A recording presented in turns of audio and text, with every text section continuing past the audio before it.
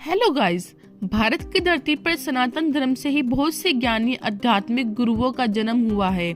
ये सभी गुरु अपने ज्ञान को बढ़ाने के लिए बचपन से ही मोह माया छोड़कर भारत का पूर्ण भ्रमण करते थे। और आप ये भी जानते हैं कि भारत की धरती पर सभी समुदाय के लोग जो कि संसार में हैं, वो सभी इस भारत की धरती पर रहते हैं और सभी की अपनी अलग अलग संस्कृतियां और धर्मों को पूजने का तरीका अलग होता है। आज हम गुरु नानक साहब जो कि सिख धर्म में जुड़े हुए हैं और उन्होंने इस पावन धरती पर अपना सहयोग और लोगों की मदद की, उनके बारे में जानेंगे। हेलो गाइस, मैं आप सभी का अपने यूट्यूब चैनल पर स्वागत करती हूँ। जब जब दुनिया में अत्याचार बढ़ता है तब तब इस दुनिया में ईश्वर के भेजे हुए अवतार जन्म लेते हैं। भगवान अधर्म के विनाश और धर्म की स्थापना के लिए सच्ची योद्धाओं और फकीरों को इस धरती पर भेजते रहते हैं। ऐसे ही एक फकीर थे श्री गुरु नानक देव जी। नई पीढ़ी जो बहुत तर्कशील है और ईश्वर में अपना बहुत कम यकीन रखती है, उन्हें गुरु नानक देव जी के बारे में जरूर पढ़ना चाहिए। श्री गुरु नानक देव जी का जन्म उस समय में हुआ था जब दुनिया धर्म, जाति और वर्णों के आधार पर बटी हुई थी।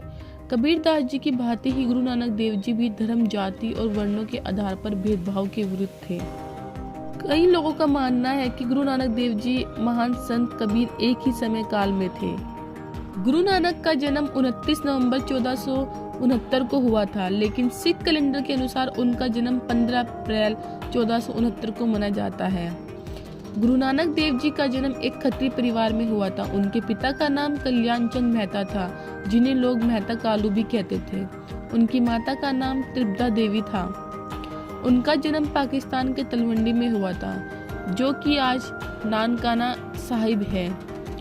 हिंदू धर्म की रीत के मुताबिक जब बचपन में उनके माता पिता उन्हें जनेऊ पहनना चाहा तो गुरुजी ने मना कर दिया और कहा, पंडित जी आप दया को कपा बनाइए, संतोष को धागा, समय की गांठ लगाकर सत्य को मूठ बनाइए। ये सच का पवित्र जनेऊ है और अगर आपके यहाँ है तो मुझे पहना दीजिए। उनकी एक बड़ी बहन भी थी जिसका नाम नानकी था। गुरु नानक के पिता तलवंडी में पटवारी एक थे। वो चाहते थे कि गुरु नानक पढ़ लिख कर कोई अच्छा बिजनेस व्यापार करे, लेकिन गुरु नानक का मन पढ़ाई लिखाई में नहीं लगता था। वो बचपन से ही ध्यान करने लगे थे। जब उन्हें पंडित जी के पास पढ़ने भेजा तो पंडित जी ने मेहता कालू जी से शिकायत की, गुरु नानक देव जी उनसे ऐसे सवाल पूछते हैं जिनके जवाब उन्हें भी नहीं पता। वो पढ़ने के बजाय मुझे ही पढ़ा रहे हैं। उन्होंने अरबी और फारसी भाषाएं आसानी से सीख ली थी। उनके पिता चाहते थे कि वो पढ़े लिखे और घर का कामकाज भी संभाले। ऐसे में एक दिन उनके पिता ने उनको अपने मवेशियों को चराने के लिए उन्हें साथ भेजा, तो वे मवेशियों की खुला छोड़कर ध्यान में लीन हो गए। मवेशी किसी दूसरे के खेतों में घुसकर सारी फसल बर्बाद कर आए। इस पर उन खेतों के मालिक बहुत गुस्सा हुए, लेकिन जब वो सब लोग दोबारा उस फसल को देखने गए तो उन्होंने एक अद्भुत चमत्कार देखा। जो फसल पूरी तरह खराब हो गई थी वो पहले की तरह लहरा रही है। तब से सब जान गए थे गुरु नानक देव जी कोई आम इंसान नहीं है, बल्कि वो कोई एक ईश्वरीय अवतार है। क्योंकि श्री गुरु नानक देव जी भी संसार से परे थे। उनकी बुद्धि बहुत तेज थी। वो तर्क की बात किया करते थे। उन्हें शिक्षा देने वाले गुरु ने उनकी अद्भुत प्रतिभा को पहचान लिया था। उन्होंने गुरु नानक के पिता को बताया कि वो साधारण बालक नहीं है। इस पर गुरु नानक के पिताजी बहुत मायूस हुए, क्योंकि उन्हें तो अपने परिवार को संभालने वाला एक पुत्र चाहिए था जो उनकी तरह काम धंधे की ओर ध्यान दे। 24 सितंबर 1487 को उनका विवाह गुरदासपुर जिले के पास लखोकी गांव में रहने वाले मूलचंद की बेटी सुलक्षणा देवी से कर दिया गया। उनके 2 पुत्र हुए, जिनका नाम श्रीचंद और लक्ष्मीदास था। गुरु नानक का अपनी बहन नानकी से बहुत स्नेह था, जिसका विवाह जयराम से हुआ था, जो सुल्तानपुर में रहते थे। 1496 में श्री गुरु नानक देव जी को असल ज्ञान की प्राप्ति हुई। उस समय श्री गुरु नानक देव जी सुल्तानपुर में ही थे।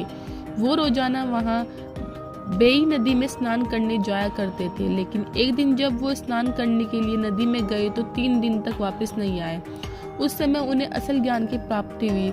जब श्री गुरु नानक वापस आए तो उन्होंने जो पहले शब्द कहे थे, यहाँ कोई हिंदू और कोई मुसलमान नहीं है। ये वो समय था जब श्री गुरु नानक देव जी को अपना असली मकसद पता चल गया था। इसके बाद उन्होंने अपना घर बार त्याग दिया और वो पूरी दुनिया को असल ज्ञान बताने के लिए निकल पड़े।